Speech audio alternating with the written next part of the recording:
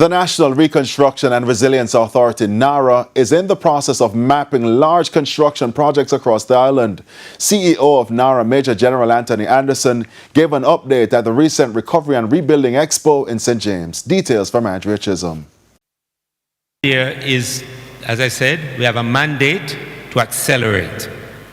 We have a mandate to do things faster, at scale, with transparency and accountability. The CEO of NARRA reiterating the purpose of the agency as it builds the foundation for rapid reconstruction projects following the devastation caused by Hurricane Melissa.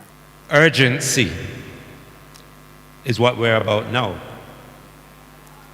And speedy outcomes and an accelerated process. But what that is not is undue haste. You can't do it in a fool way, where you just, to achieve haste, you don't do it properly. That would be as big a tragedy as probably not doing it at all. Major General Antony Anderson reiterated that the new and improved infrastructure has to be resilient to natural disasters such as hurricanes and earthquakes. Following his appointment, which took effect on June 1, NARRA has been speaking with several stakeholders. One of the first things that we are doing is getting a sense of all of the large projects that are taking place in the country. To do this, we have to have, and have been having, the meetings with the various MDAs, with the private sector, the construction industry, and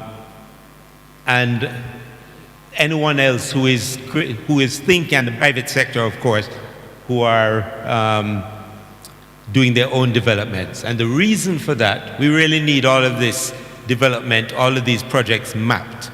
We need to be able to look at Jamaica and see what's going on in space and in time. That would promote synergy across different sectors as they work together to get the job done. The NARRA legislation clearly states that there should be a registry of projects, all of which have to be approved by Cabinet. Major General Anderson says the projects and their progress will be published on NARRA's website so that individuals can track developments. Andrea Chisholm, TVJ News.